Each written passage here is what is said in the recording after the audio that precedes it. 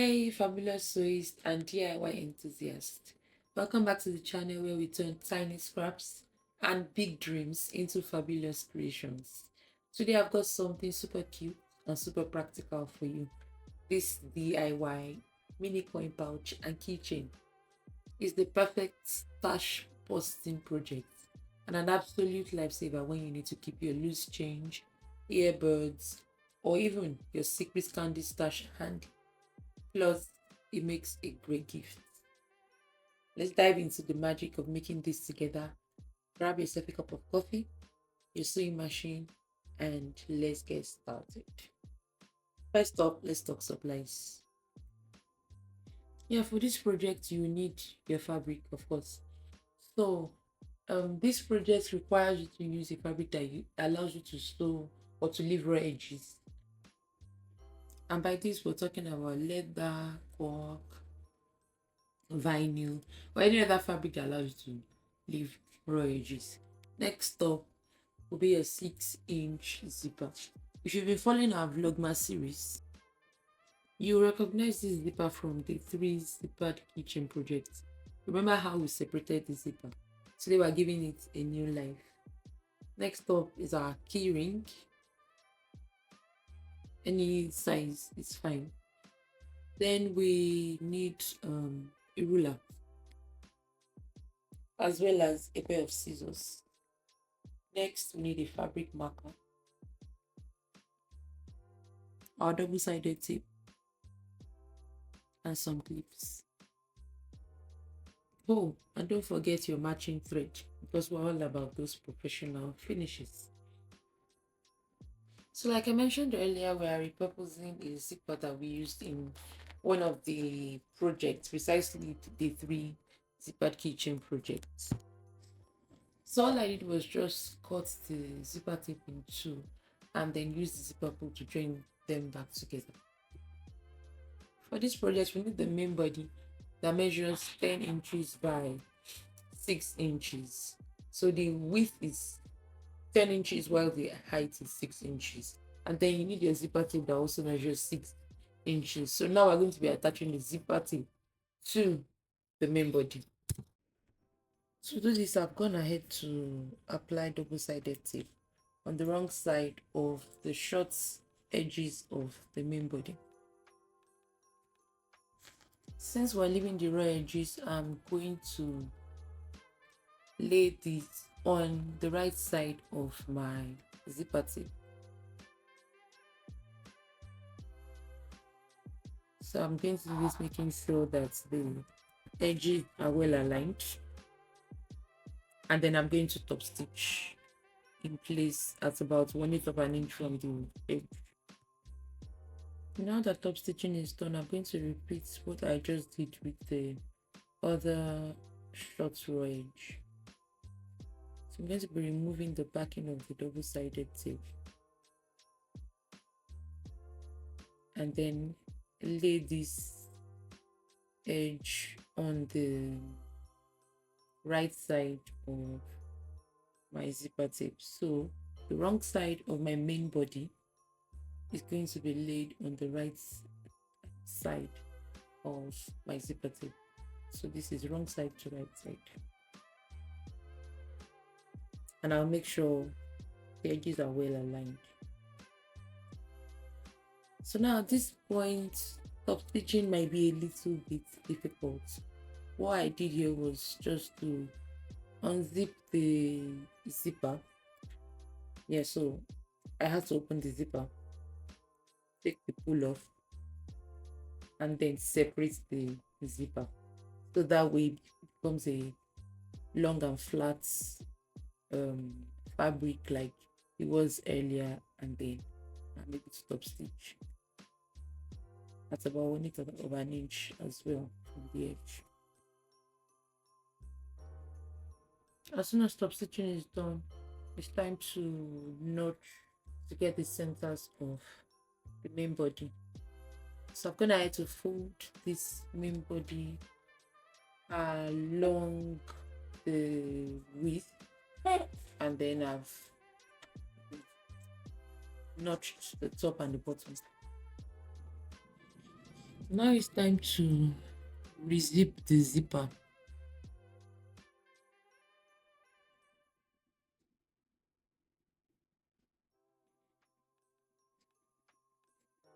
Yeah, so I'm just attaching the zipper pull back. Then I'm going to unzip again so that the tape is short. Then I can put the zipper pull back on without any part of the zipper open at this point in time. I've successfully put back the zipper pull on and everything looks okay now. So remember the notch we made earlier. I'm going to match my zipper tape to that notch. Yeah, so that I can get um, the centers on both sides of the zipper now. So that's what I'm currently doing. I'm making both sides of the zipper.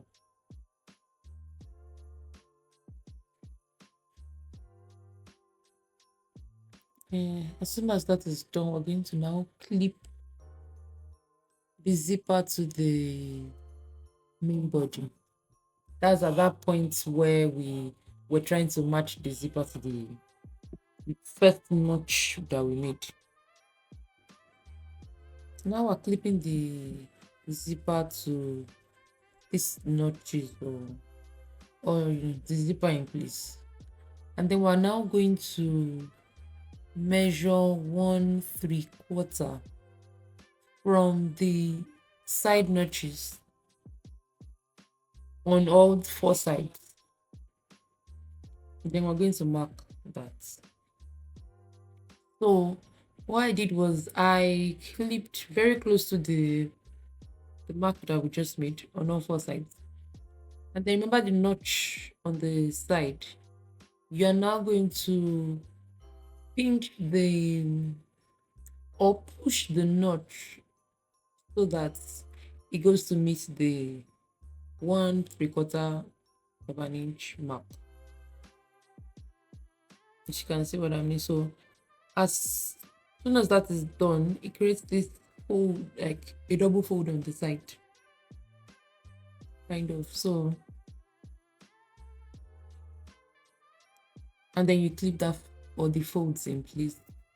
Then you repeat that with the bottom or the other three sides. So you clip on that part, on that mark, and then just fold or just push the notch towards that mark, and that's all. And then you clip in place. Now that you have made these folds, you're now going to baste at about 1/4 of an inch from the edge or the edges. I've gone ahead to quickly do that on my machine. And when I'm done, I've also gone ahead to trim excess fabric from my zipper tape. Now you're going to measure the width of your folded pouch. For mine, it measures 3 1/4 of an inch. So this is going to help us get our measurements for the binding. So for our binding, we're cutting two pieces. That's to cover the edges of both sides of the pouch. And you're going to be measuring 1 inch, which is going to be the height of the binding, by whatever your folded, the width of your folded pouch measures. So because mine measures 3 1/4 of an inch, so my binding is going to be 1 inch by 3 1/4 of an inch. So now you're going to notice that I just drew a line in the center of my binding, and I am applying double-sided tape on both sides of the line. So this is where we're going to attach this binding to our raw edges, both raw edges of this pouch. So I'm just doing this just for precision purposes. You can as well just enclose the raw edges, without doing this, but just to to be more precise.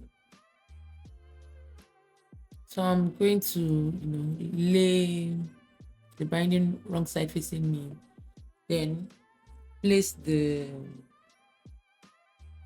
raw edges or the raw edge of my pouch just, just below the line, below the center line, then fold the remaining part of the binding on it.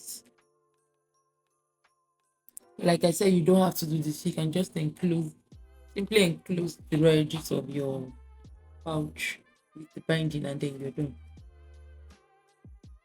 So if you are not using double-sided tape like I just did, you can just go ahead and clip in place. But because I've used double-sided tape, nothing shifts and I don't have to clip anything in place. As soon as we are done with this, we are going to the top stitching. And this time around, very clean stitches.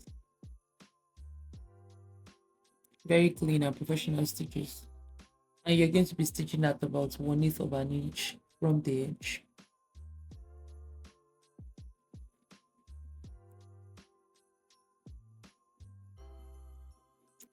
So as soon as top stitching is done, we are practically done with our pouch. Can you see how clean these stitches are? We're practically done with our pouch. That's it. And then what you now do at this point is that you just open your pouch, push, um, whatever the folds rather, you push the folds out, and this kind of gives the pouch the structure that it needs instead of just being a flat pouch. So finally, you can just slide your keyring onto the top, secure it, and then you're done. And there is it, folks. Your adorable DIY mini coin pouch and keychain is ready to take on the world, or at least your keys and coins.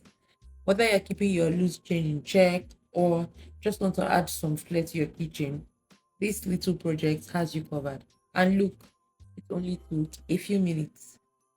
Thanks for sewing along with me today. If you love this project, don't forget to like, subscribe, and hit that notification bell so that you don't miss any of the fabulousness coming your way. Oh, and drop a comment below. What would you use your pouch for? Snacks, secret, or both? I'm not judging. Snacks are always a great idea. See you tomorrow for day 5 of our Vlogmas sewing series. Until then, happy stitching.